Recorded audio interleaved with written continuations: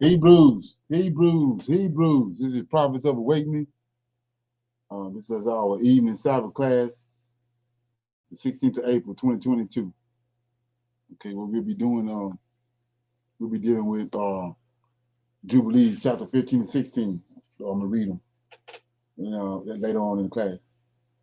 I'm asking everybody to like and subscribe to Prophets of Awakening channel and hit the notification button if you can. Yeah, this is a non-Messianic channel. We deal with the Tanakh, which is the Old Testament, so-called Book of Remembrance, and the Torah. And the Torah was the first 5 books of the Old Testament that was given to Moses on Mount Sinai by the Lord of Hosts. Shalom and welcome everyone to Prophets of Awakening. And welcome to our evening Sabbath class. We're going to do a moment of silence, Sabbath prayer, evening Sabbath prayer, and then we do a little Psalms as a current event. Okay.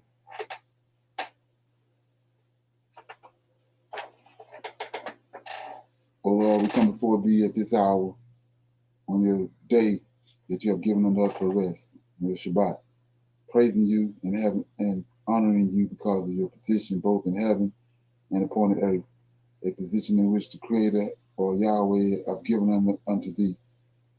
Through your spirit and counsel, Lord, we have awakened. And we have awakened to know who we are as a people and to who you are as our Savior and Redeemer.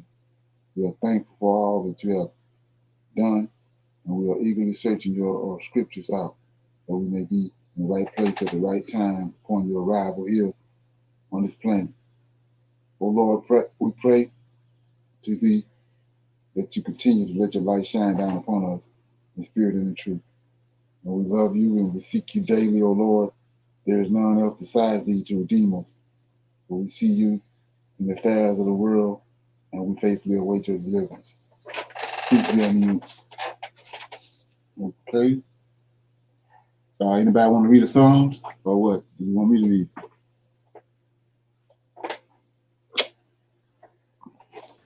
I can read one. Go ahead.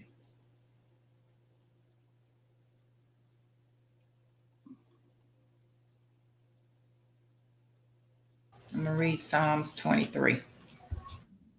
Okay.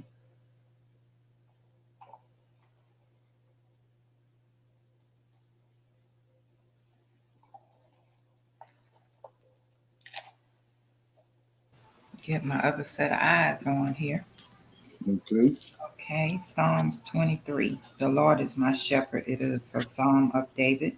The Lord is my shepherd. I shall not want. He maketh me lie down in green pastures. He leadeth me beside the still waters. He restoreth my soul. He leadeth me in the paths of righteousness for his name's sake. Yea, though I walk through the valley of the shadow of death, I will fear no evil, for thou art with me. Thy rod and thy staff, they comfort me. Thou preparest the table before me in the presence of my enemies. Thou anointest my head with oil, my cup runneth over. Surely goodness and mercy shall follow me all the days of my life, and I will dwell in the house of the Lord forever. That was Psalm 23. Okay. Just something. Any comments on that?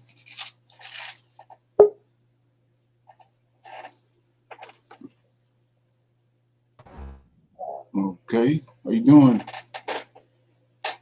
Yeah, this so one of the things I was being, like I said, dealing with these different people from Clubhouse. You look at it says the Lord is my shepherd, right? So that goes when you want to say who David is, you go to Ezekiel 37. And like I said, most people can't see this order, but we've been dealing with it for a while now here on Prophet Awakening. So we got Ezekiel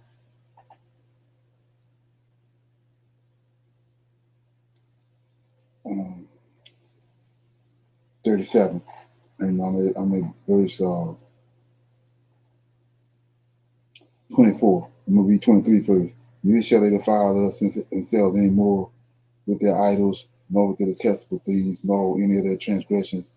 But I, will save them out of all of the dwelling places wherein they have sinned, and I will cleanse them. So shall they be my people. I will be their God. Right? The 24 says, and David, my servant, shall be king over them, and they all shall have one shepherd. Right? And they shall also walk in my they walk in my judgments and observe my statutes and do them. And they shall dwell in the land that I have given unto Jacob my servant, wherein your fathers have dwelt, and they shall dwell therein, even they and their children, forever. And my servant David shall be the prince over them. Right?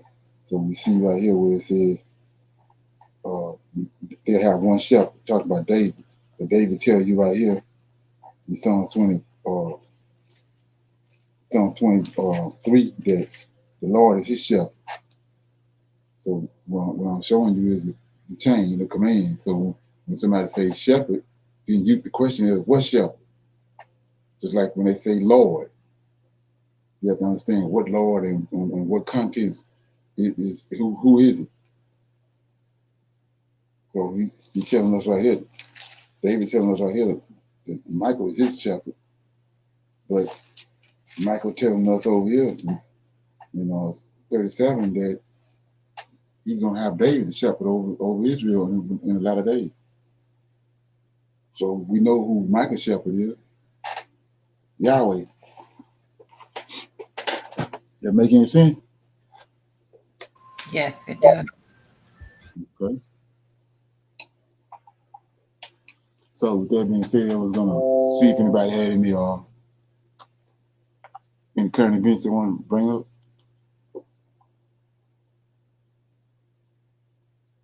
Nobody have nothing? Okay, we got a couple. Yeah, we ain't gonna be on here long. Okay. Like I said, everything is all coming unglued. Everybody trying to tell everybody around that's listening what's happening, but so the people not listening. Okay, we get Brown, this is the Heresy Financial Show. Right now we are seeing the... Can you see that? Yes, we see it. Yeah. Global banking system inches with the edge of the verge on complete collapse. We're seeing Sri Lanka just defaulted on its debt. We're seeing major investors sell their entire stakes in banks like Deutsche Bank. We are seeing banks like Barclays write down have massive losses, hundreds of millions of dollars large on their bond investments. These are not a result of the current monetary policy of the tightening that's happening right now, raising rates, quantitative tightening. But in fact, these are the results that have been baked in for years and decades as policymakers around the world, both monetary policy and fiscal policy, have been kicking the can down the road. And it's only a matter of time until you run out, you hit the curb, you get a dead end, and you get the collapse that everybody knew was coming. Just a matter of time before we get that bailout again. Only this time the bailout will be much bigger and it won't work. Ready? Let's dive in. Imagine this scenario. You buy a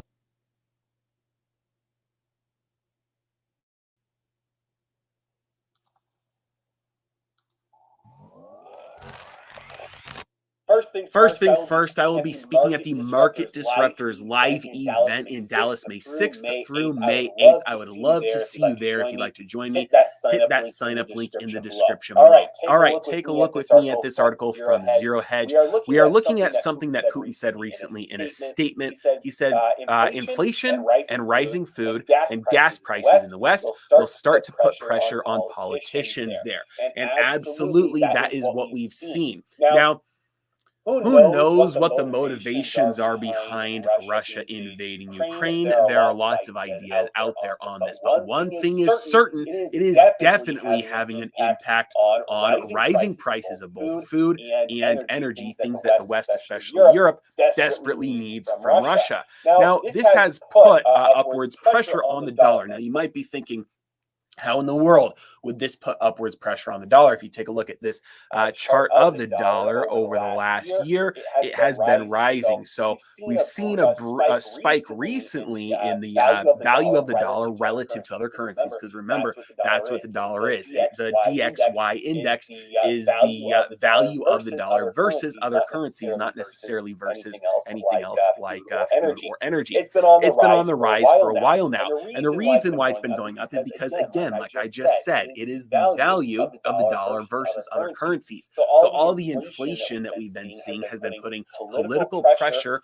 on the Federal Reserve to do something about inflation. So the expectations of rising rates and the expectations of selling assets off of its balance sheet are going to withdraw dollars out of circulation.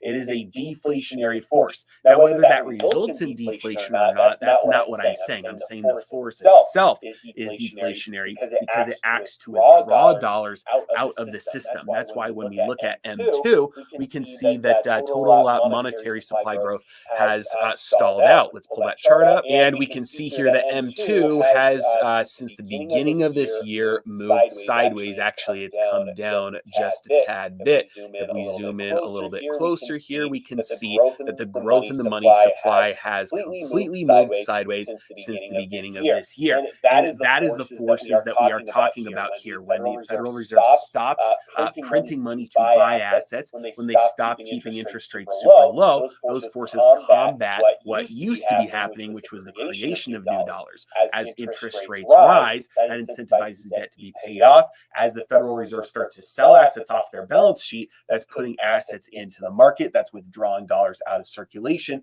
That's a deflationary force. And so because of that, we've seen upwards pressure on the dollar, because the extent to which dollars are potentially being withdrawn from circulation is stronger than that of other currencies. And so the value of the dollar versus other currencies is going up. Now, a strong dollar might sound good just because of the word strong, but when you realize that this has major impacts around the world, you realize, hey, it's only a matter of time until this starts to cause major problems. We are already seeing some of those problems pop up. Take a look with me here at this article from Reuters that we'll take a look at first. Number one, we are seeing the European Union saying, hey, watch out, you're going to see some fake news that could spark a bank run. So clearly they're worried about people losing faith in the banking system, trying to get out ahead of this. Now, this happened on April 1st. Some other things that were happening around the same time. Major exposure knows what's about to happen and can see the writing on the wall and can see that the entire global financial system is extremely interconnected, no redundancy, and very, very fragile. It's a Jenga tower missing 2 or 3 blocks on each level, held together by bubble gum and Scotch tape, and it is only a matter of time before this thing starts to fall over. And when it does, you can bet that the very next thing that will happen is quantitative tightening will turn back into quantitative easing. Rates getting hiked will turn back into rates getting dropped. And it okay. Any comments on that? I think that's a lot sooner than later. Me.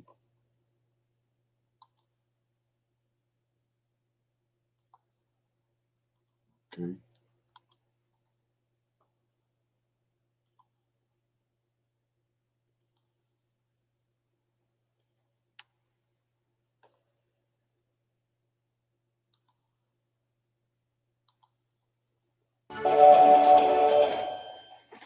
Peace, family. My name is Vicki Diller, and I'm pleased to be a worldwide contributor here on African Diaspora News Channel. Please make sure that you slam that thumbs up button and share this broadcast. Thank you so very much. Just so you know that when you do that, you make it more likely that other folks will know that we're here. And how many of you all know that we, in the Black media, the real Black media, we're the counter voice to the dominant society's voice. So thank you so very much for sharing this broadcast, family. Now, you all know that the Black bootleg world is pretending like they got a victory with this Biden-Harris administration, with this Black female Supreme Court pick. Now they was able to barely push that through in Congress, in the Senate, to get her nominated. Of course, she's got her little zaddy. She's married to a zaddy, and that's fine. You can get your zaddy inside. Into who? What's interesting is her history.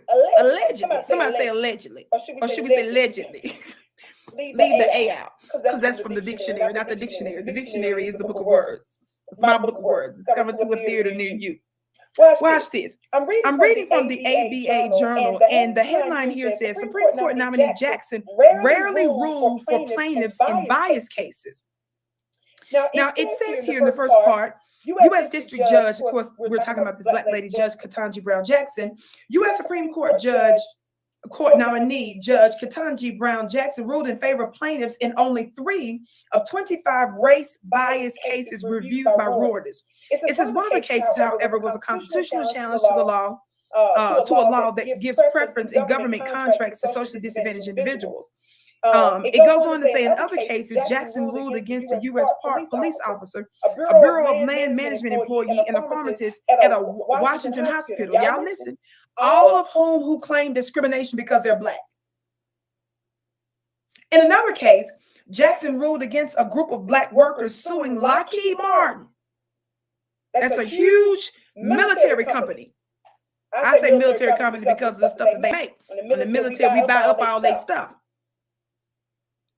In another case, Jackson ruled against a group of black workers suing Lockheed Martin for alleged discrimination. She refused to certify a proposed class of more than 5,500 current and former black employees at Lockheed because the workers had varying claims of discrimination.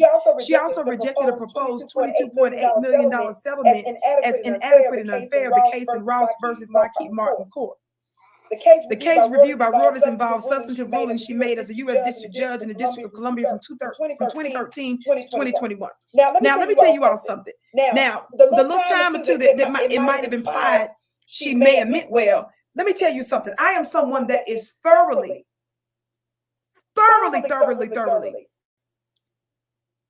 understands the energy that comes with both federal courts, state courts, and lower courts. And mostly civil cases, because I was fighting against some very powerful entities, including some Wall Street entities, some government officials, and quite frankly, some judges and other folks that I won't say at this time. Talk black to me. And even though I am not trained in law and I'm not an attorney and I don't give legal advice, I represented myself in many of these cases. And because I was involved with so many high, powerful entities, I understand the energy and the tricks that they come up with to railroad you from getting justice. So the way the court is set up, it truly is a court. God dang, what you mean, Vicky? Don't you call, when you go watch a basketball game, what do you call the area that they play on? A court. It's a game. And so before they ever even get to the merits of the case, before they get to the facts of the case, before they come to the conclusion of justice, they throw a whole bunch of tricks and technical things in there to prevent you from ever getting there. And this black-faced woman, in my opinion, likely, allegedly, played a role. Played her role as the help. And it continues when you have a... Let's say you're going out on a first date. If your nose hairs are not trimmed, then who...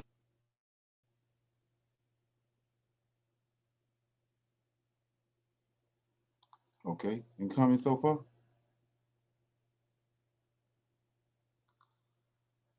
Okay, I'll play a little more. In such a powerful position. And they are not black first. And some of you may say, well, she gotta follow the rules. She gotta make sure that she's going by the rules. You can't just do anything. Let me tell your funny looking self something. What do we need you for in war if you're gonna make excuses for the other side? You become proficient and expert in war, in law, in education, and in mathematics, in military, and any of these other areas in order to figure out a way to benefit your people. Slowness, somebody put some titles in the chat. We don't need you sitting here fighting for how right this rigged system is. The situation we're in, the battlefield we're in is war. Slowness. We have dang near half a millennium with the most intense disadvantage. And you're gonna sit up here and talk to me. I'm not talking about folks just breaking the rules and not being intelligent about how they do stuff. But why y'all sitting up here busting balloons and throwing confetti and having parades and stuff? Like this is some victory for putting her in this position. She found a way to still rule against black folks who specifically said that they were discriminated against in multiple cases. She found a technical way to throw the ball back to white supremacy. What are you excited about a black-faced person for when she found a way to give the ball to the other side? Okay. Any comments? I don't know about you guys, but I'm not surprised. You know, I don't know if you guys heard about this, but it was in the early 2000s where they had a black man that was killed in Mississippi at Lockheed Martin's site, you know, by a racist worker. So I'm not surprised, you know, when it comes to her. I mean, look at who she's married to. You know what I'm saying? Yeah. So, yeah, it's and you got, you know, those many people coming forth on that, and you know, I mean, you just gonna chop it down and not really consider it at all. I could understand if it was one or two people. Right. Yeah, she played a role. Right, she did. And she probably had this Supreme Court path in mind the whole time. She didn't want to, you know, she wanted it to, you know, make sure she didn't ruin her chances. You know, like they said, they groomed them from a long time. Right. They know their history. Right. I guarantee they got something coming up too that's going to, you know what I mean? They got something coming up. They're going to make a serious decision on it, which is going to involve with them appointing her. Okay.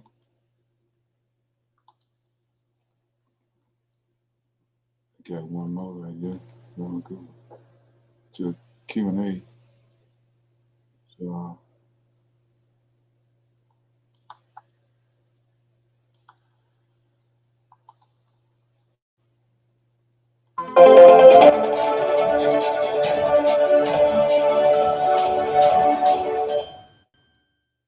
There's a messed up story that happened to one of our Congolese brothers. Now, a family of a Congolese immigrant is asking for the Kent County prosecutor to reverse his decision not to release the footage of their loved ones slain during a traffic stop in Grand Rapids, Michigan. Now, relatives want answers about what they claim was a case of a race soldier shooting the 26-year-old in the back of his head while he was belly flat on the ground. This is not the first time this has happened at all. You remember people like Oscar Grant, just to name someone on the ground, they shoot him, you know, now, but in the back of the head, that is execution style. And let me say something before I continue with the story to some of our brothers and sisters that come in from the African continent and the Caribbean who's lived your life in a nation full of black people and you didn't deal with this sort of thing. I think personally, just for a protection mechanism, get with black Americans. Get with us. Find someone that you can befriend. And let us tell you and show you the ropes of this country.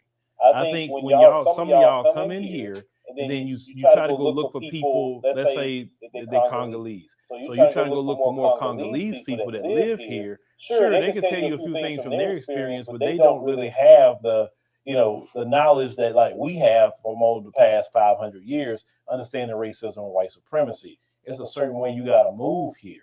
And I believe that will protect you a lot better by getting with black Americans. Now, you may say, well, some people may not be as inviting. Well, listen, that people are people.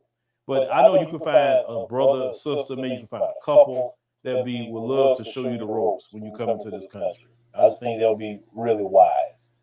Now, Patrick Loyola, he said, was fatally shot and killed by a Grand Rapids race soldier on Monday, April the 4th, he was pulled over because his license plate did not register as belonging to the vehicle he was driving. So one report says the brother was pulled over, he exited his car and tried to run to escape being detained.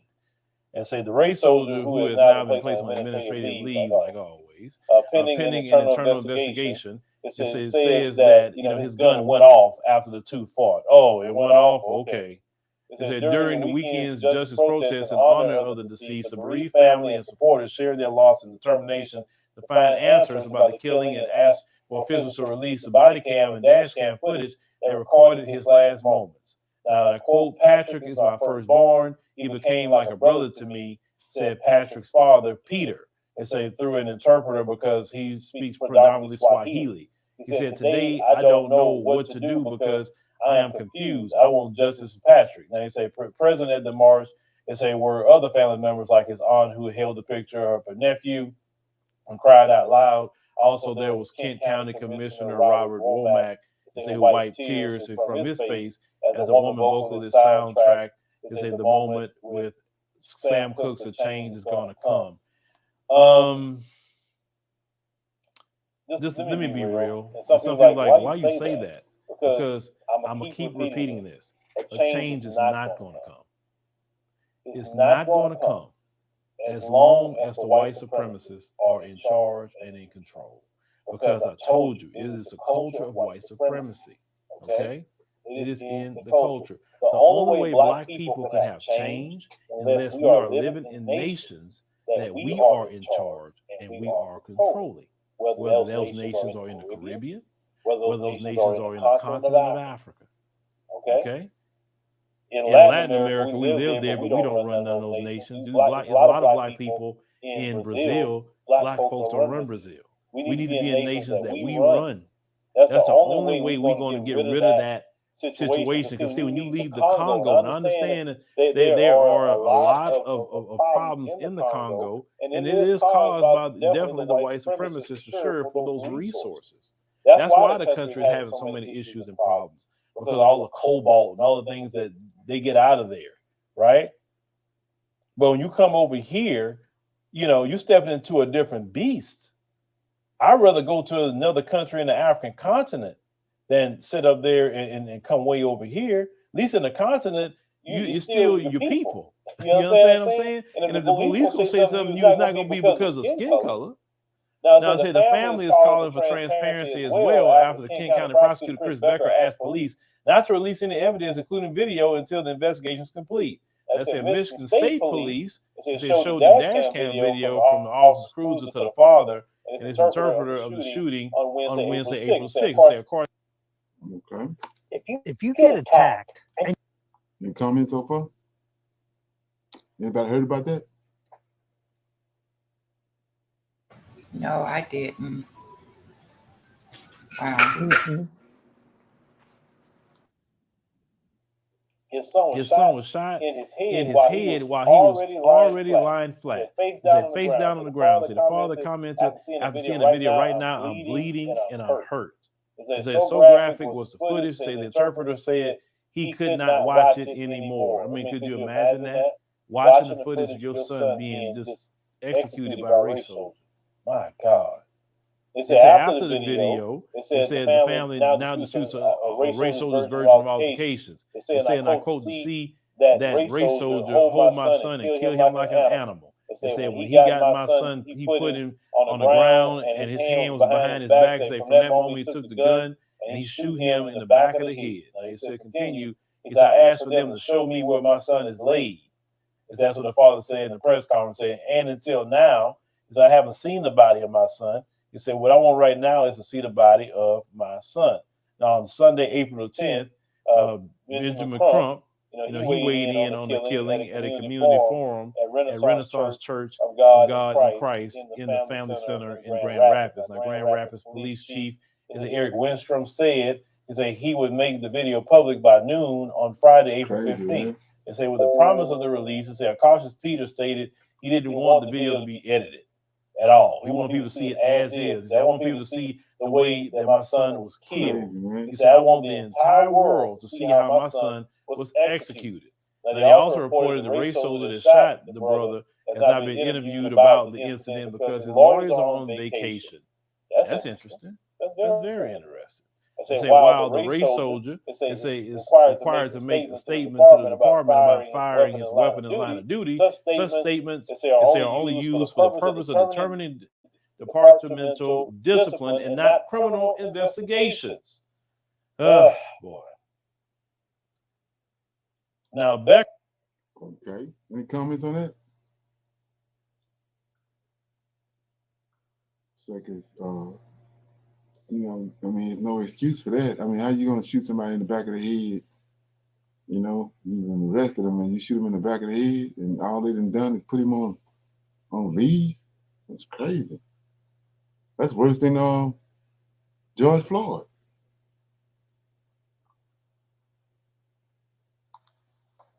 Okay.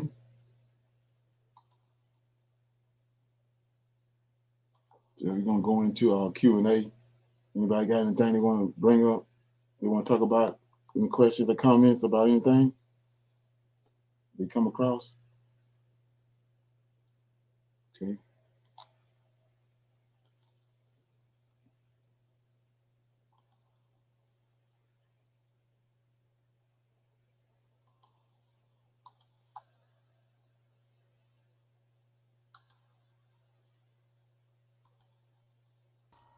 Hello and welcome back to the channel. Hey y'all, we're going to be talking about the term woke today. The concept of being woke is now being weaponized and used against woke people. I'm going to be sharing with you an article. In the article, they are actually going to recognize and admit that the whole concept of being woke was something that started with African Americans. Now, recently, it's kind of been taken over, if you know what I mean. It's been taken over now. Okay. They're going to give you a clear definition of what they believe woke to mean, in which a lot of people are claiming to be awake at this time. You know, there's a direct biblical reference of being woke, which is it is high time to awake out of your sleep. So on many issues, the world has been sleeping. But what they're doing right now, being woke, is now being used as a threat to those who want to remain asleep. So there are people who feel that if you are woke or claiming to be woke, that you are somehow forcing something on them that's uncomfortable for them. So anyway, I want you all to take a listen at what they're talking about this whole thing. You will hear the reference of how they are acknowledging the origins of the concept of being woke as being the African American community. But now it has gained popularity and now entering into, I believe they said, the Oxford Dictionary after other people have taken notice of it. Interesting. Anyway, take a listen and I will be right back. The term is meant to denote an attentiveness to important issues. But the likes of Lawrence Fox and Toby Young have begun using it in a very different way. Like politically correct before it, the word woke has come to connote the opposite of what it means. Technically, going by the Merriam-Webster Dictionary's definition, woke means aware of and actively attentive to important facts and issues, especially issues of racial and social justice. But today we are more likely to see it being used as a stick with which to beat people who aspire to such values, often wielded by those who don't recognize how unwoke they are, or are proud of the fact. Lawrence Fox nailed his colors to the latter mast this weekend, doubling down on his defense of the privileged white male on last week's Question Time to a Sunday Times article under the banner "Why I Won't Date Woke Women." Toby Young piled in, applauding how Fox was terrorizing the wokerati, while The Sun last weekend branded Harry and Meghan the oppressive king and queen of woke. For those who would broadly consider themselves woke, the word has been weaponized against them. But the Fox/Young brigade often claimed the same. The origins of woke, in this context, as forged by African American communities, dates back at least to the 60s, but its mainstream ubiquity is a recent development. Fueled by black musicians, social media, and the hashtag Black Lives Matter movement, the term entered the Oxford English Dictionary only in 2017, by which time it had become as much a fashionable buzzword as a set of values. Some of those who didn't keep up with the trend felt left behind. If you didn't know the meaning of woke, you weren't. Rather than rejecting the concept of wokeness outright, today's detractors often claim they are rejecting the word as a signifier of pretentiousness and cultural elitism. However, as Fox and others have shown, it is as much to do with the issues of racial and social justice. Criticizing woke culture has become a way of claiming victim status for yourself rather than acknowledging that more deserving others hold that status. It has gone from a virtue signal to a dog whistle. The language has been successfully co-opted, but as long as the underlying injustices remain, new words will emerge to describe them. Okay, so now you see how everyone is making a big deal out of being woke now, whether they're for it or against it. But it's interesting how it was referenced as some type of buzzword, okay, popular buzzword. But, looking at the origins being so-called African Americans or Black people, back in the 1960s, being woke for Black people at that time meant that we are now paying attention. We are no longer asleep concerning the things that we see happening. We are wide awake. We are paying attention. We are questioning things, right? And so a lot of people started to look at that as a concept that was worth grabbing a hold of, right? And so now that it's entered into mainstream, everyone is claiming that they are woke or aware, in which I can see some good evidence of that, okay?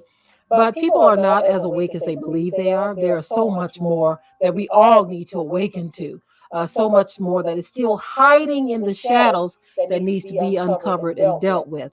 But I do find it amazing, though, how certain groups of people have tried to weaponize the whole concept of being woke against woke people to make it seem as though you are some type of problem person, that if you are seeking to be woke, or you desire to be woke, or you are woke, that you are peering too deeply into something that was meant to be hidden. So you're opening up a can of worms that we don't want open up.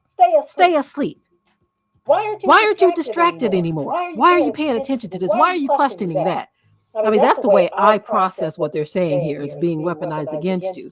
So if you're a person who wants to ask questions, who is concerned about things, and who doesn't take everything at face value, you want to know more, you want to investigate, somehow that is a problem to some. They are just used to everyone having soup for brains, okay? Accepting what is said to them without question. They are used to that.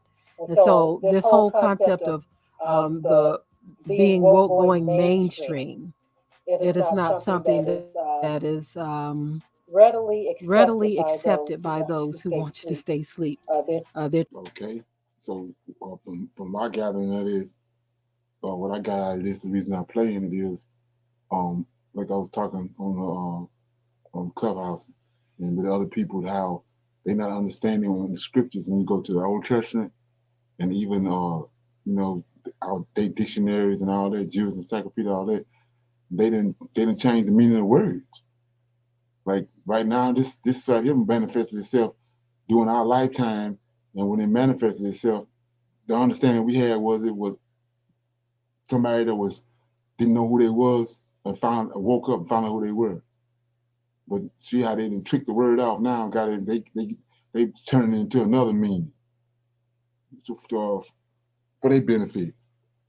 Like I was showing in the scriptures, how angel and God and all that, they didn't trick those words off to, well, when you even read the scriptures, you ain't the average person can't even rightly divide what's going on because of what they think the word means and the way they're using it, ain't the way that it was initially when our forefathers wrote all that down in Hebrew.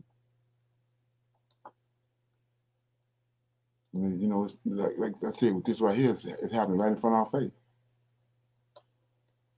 You coming? Okay.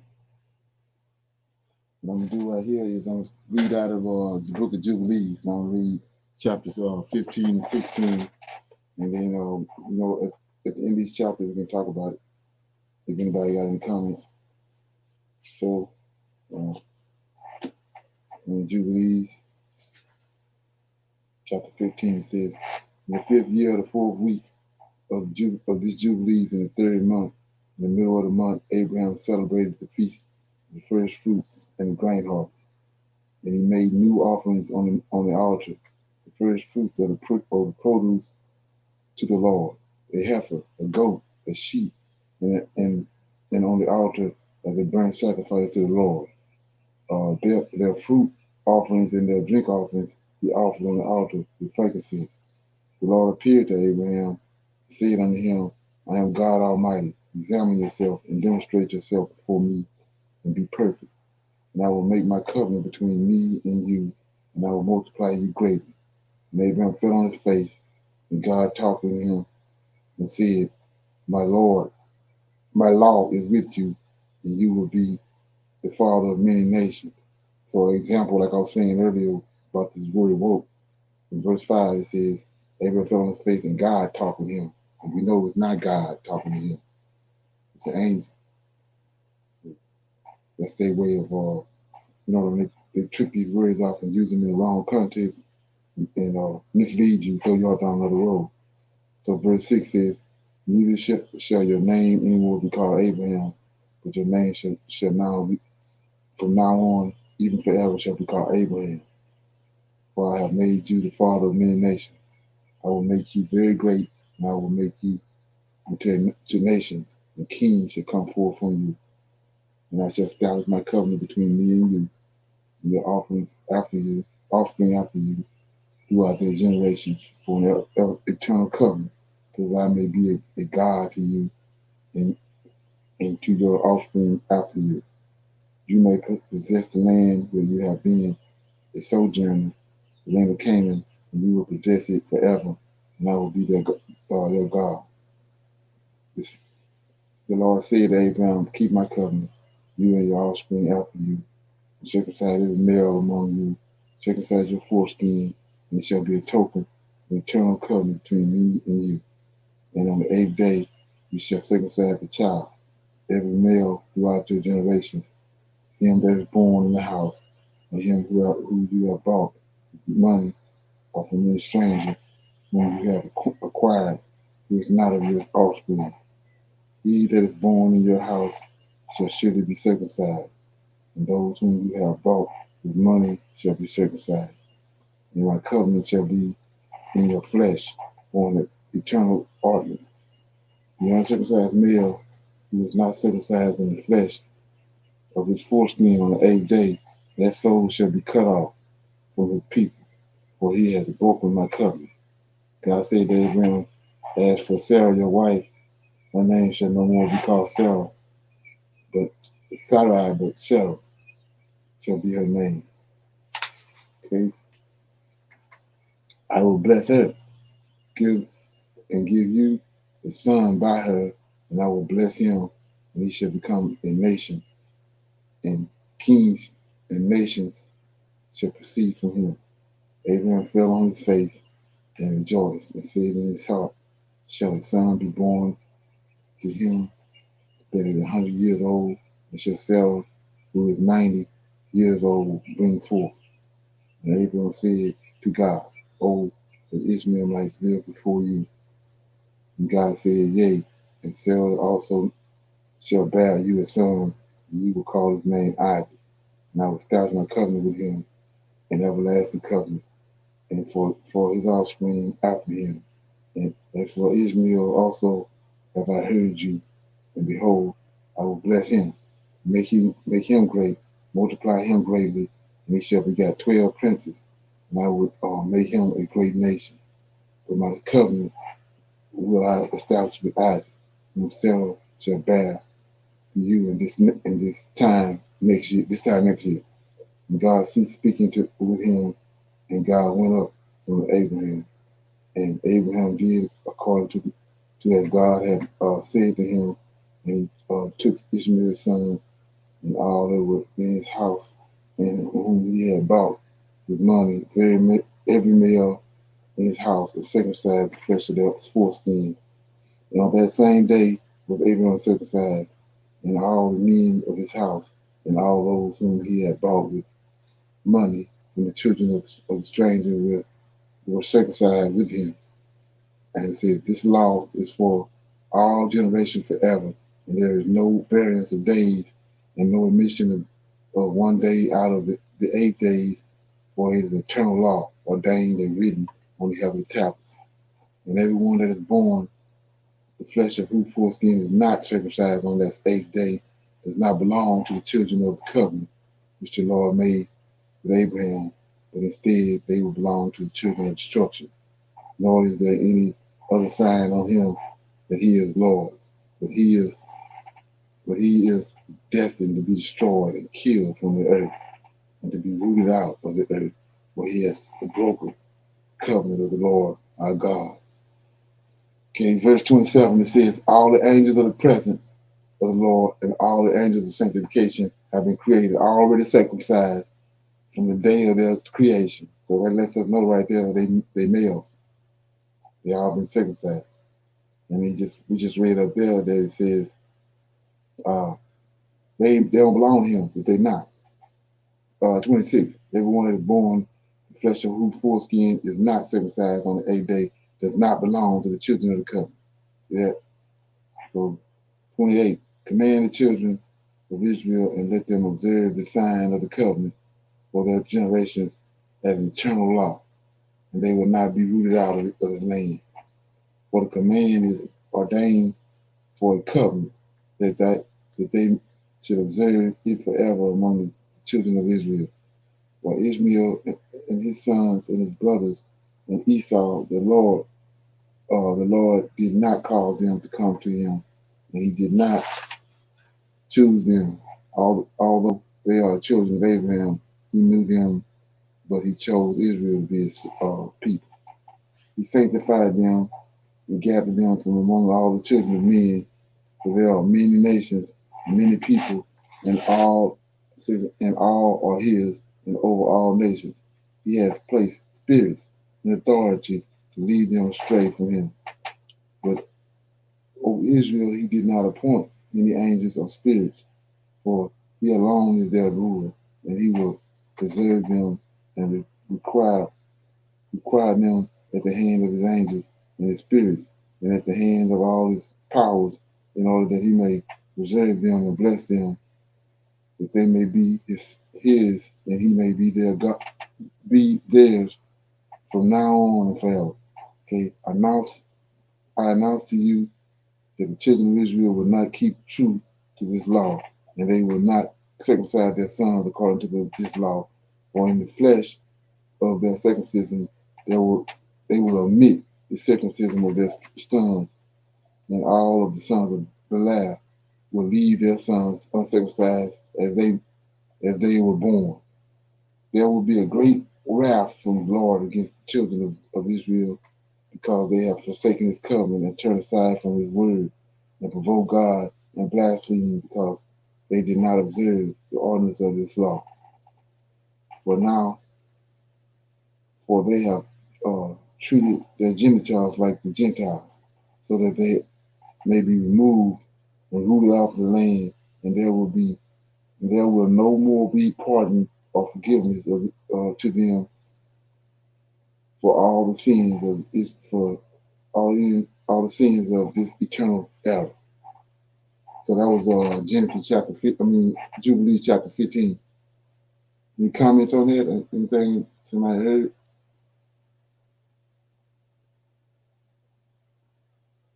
Okay, everybody good? Yes, sir. Okay, Good. on chapter 16, it's the last chapter. On the new moon of the 4th month, we appeared to Abraham at the oak of Mamre, and we walked with him. We announced to him that Sarah, his wife, would give him a son. So let's look at that right quick. Because this is a major. This is gonna be coming up a lot in a lot of these conversations that we'll be having.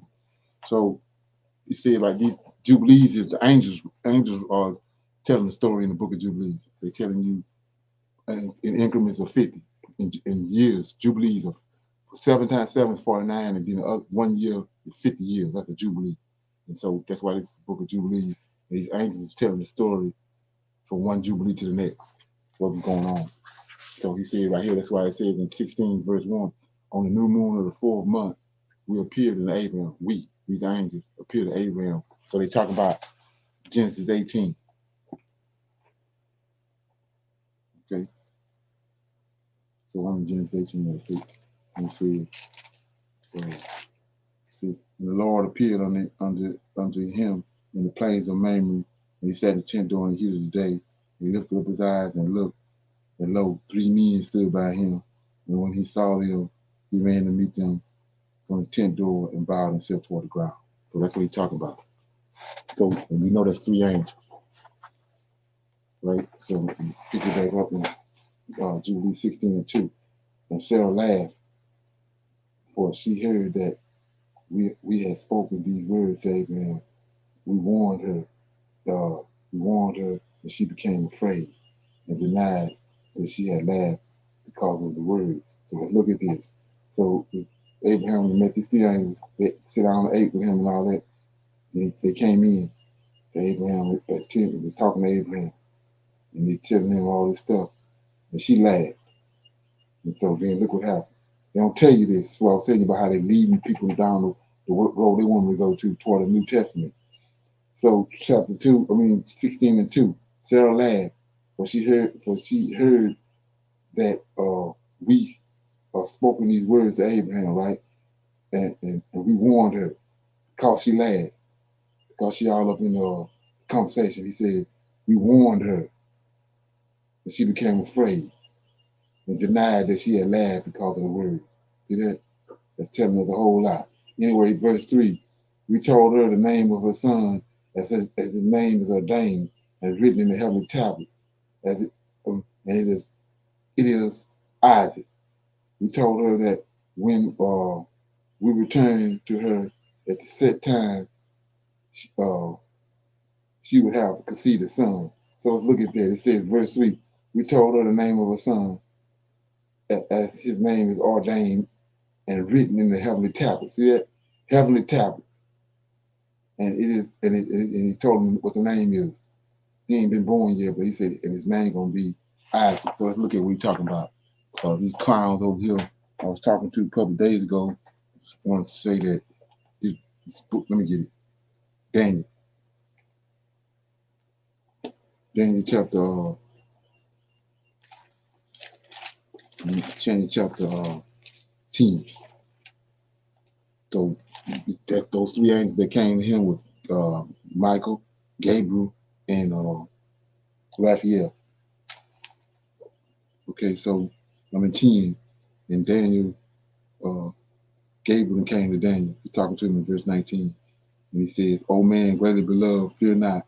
Peace be unto thee, and be strong. Yea, be strong. And when he had spoken unto me, I was strengthened, and said, let my Lord speak, for thou hast strengthened me. Then said he, know thou wherefore I come unto thee. See that? And now I will return to fight with the Greek, with the prince of Persia. And when I am gone forth, lo, the prince of Greece shall come. Right? Then 21. But I will show thee that what is noted in the scriptures is true.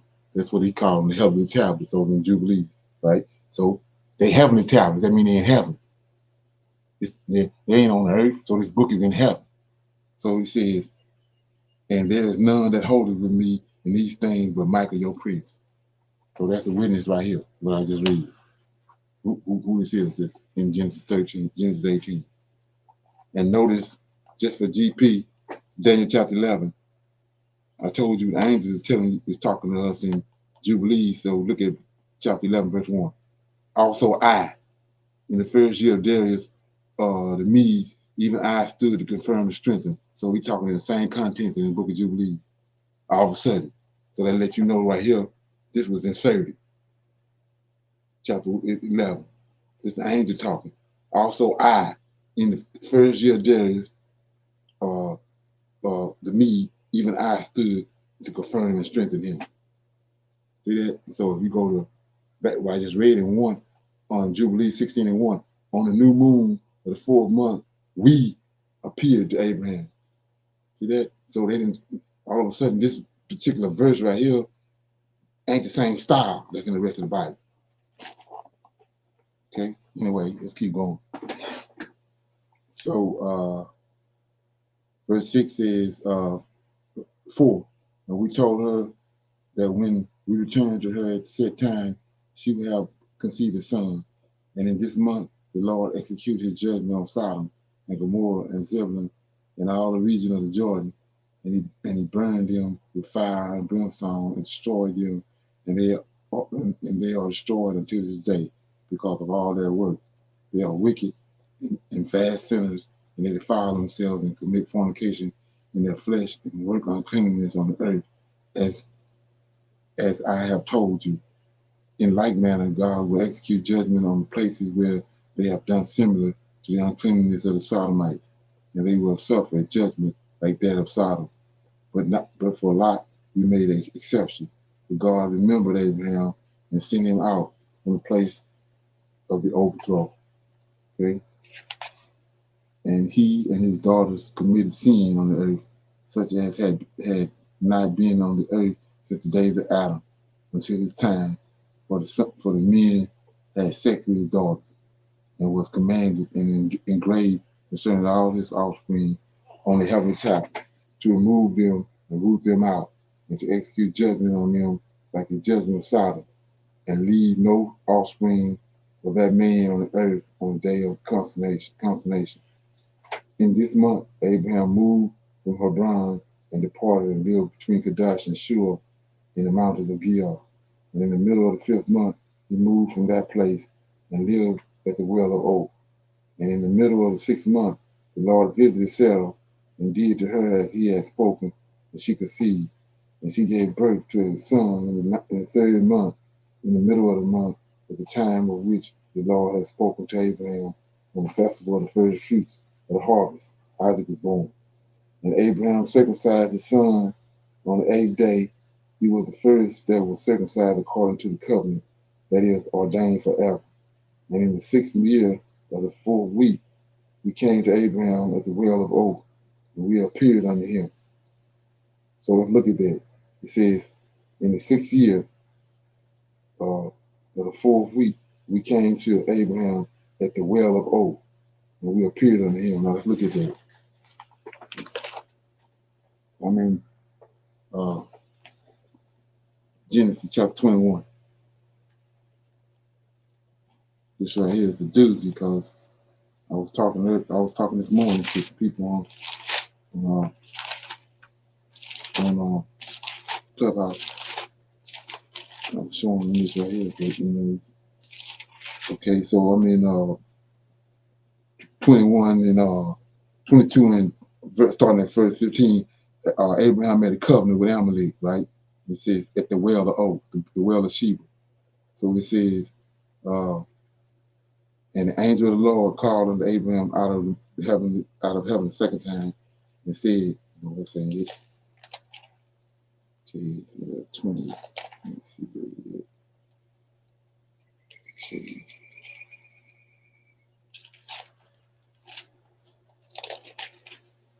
I think it's 20. Let me give it a quick.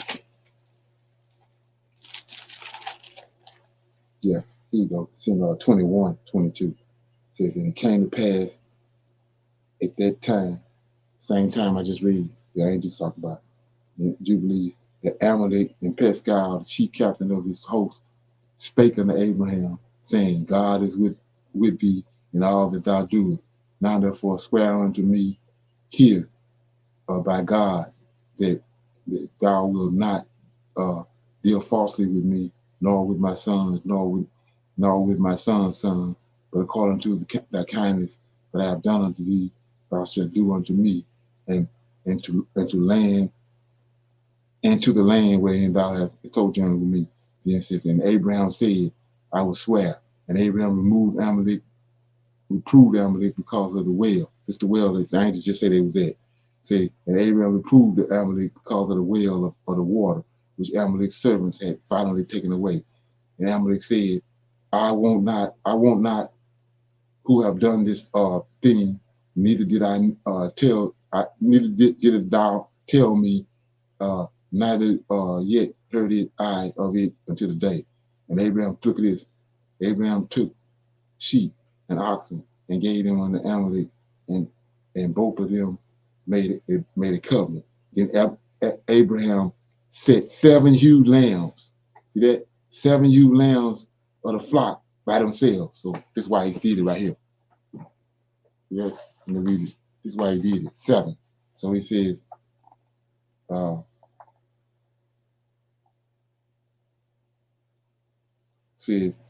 verse 11, in the middle of the 5th month, he moved from that place and he lived in the well of oak. See that? Say in the middle of the 6th month, the Lord visited Sarah and did to her as he had spoken and conceived, and she gave birth to a son in the 3rd month, in the middle of the month, at that time of which the Lord had spoken to Abraham on the festival of the first fruits of the harvest. Isaac was born, and Abraham circumcised his son on the 8th day. He was the first that was circumcised according to the covenant that is ordained forever. In the 6th year of the 4th week, we came to Abraham at the well, and we appeared unto him, all 7 of them. That's when Abraham was making the covenant with Amalek, and so that's why he took the 7 huge lambs out, 1 for each one of them. See that? So 16, we turned in the 7th month and found Sarah with child before us, and we blessed him, and we announced him, we announced to him all the things that had been decreed concerning him, so that he should not die until he should have begot 6 more sons, and saw them before he died. But Isaac shall his name and offspring be called, and that all the offspring of his sons should be Gentiles and be counted with the Gentiles. But for the sons of Isaac, one should become a holy seed and shall be counted among the Gentiles. It shall not be counted among the Gentiles. For he should become the portion, dowry of the Most High, and all his offspring had fallen into possession of God, and they should be to the Lord a people of his possession above all nations, and they shall become a kingdom of priests and a holy nation. Now we went our way, and we announced to Sarah all that we had told her, and they both rejoiced with very great joy. We built there an altar to the Lord who had delivered him and who was causing him to rejoice in the land of his sojourn, and he celebrated the festival of joy in this month for 7 days near the altar which he had built at the well of oak. He built tents for himself and for his servants on this festival, and he was the first to celebrate the Feast of Tabernacles on the earth.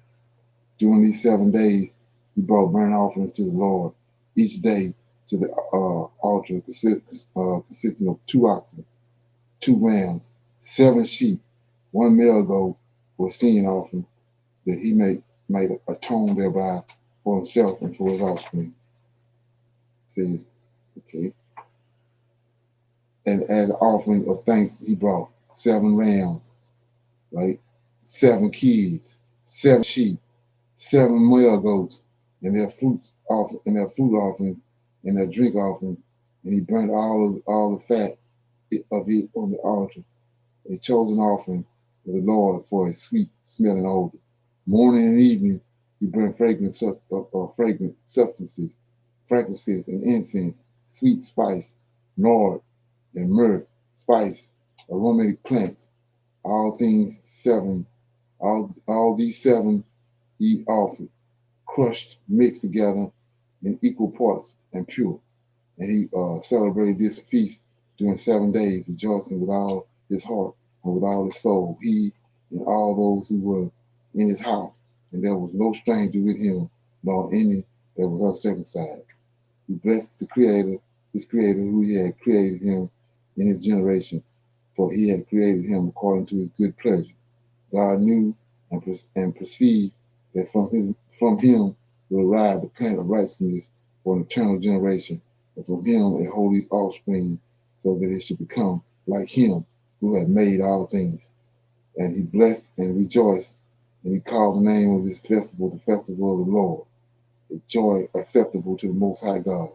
And he blessed him forever, and all his offspring after him throughout all generations of the earth, because he celebrated his festival in his season according to the testimony on the heavenly tablets.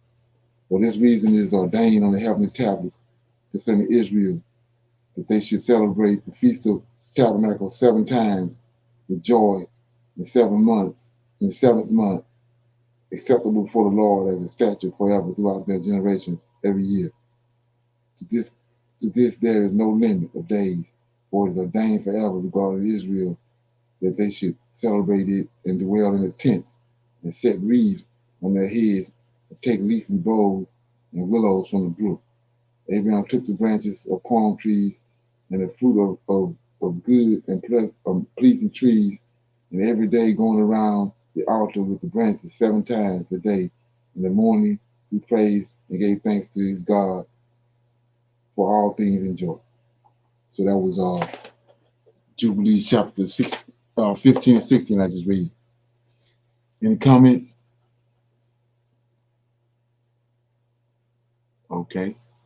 I hope somebody got something out of it. Okay. So with that being said, so I'm glad you made it back, Zaire. Okay. Thank you. Okay. And I want to say shalom to Michelle and S-Mac. I want to leave y'all out. So we're going to be back over here again on Tuesday for our advanced Bible study on Tuesday night at 8 o'clock. Everybody good? Good. Yeah, y'all enjoy that clubhouse or what? Yeah. Yeah. Very, very interesting and in-depth discussion. Okay, yeah. Okay, yeah. So just checking to make sure everybody was good with it. Okay. I'm gonna see y'all on Tuesday at 8 o'clock for advanced Bible study. Long. Shalom. Okay. Shalom, everyone. All right. Shalom.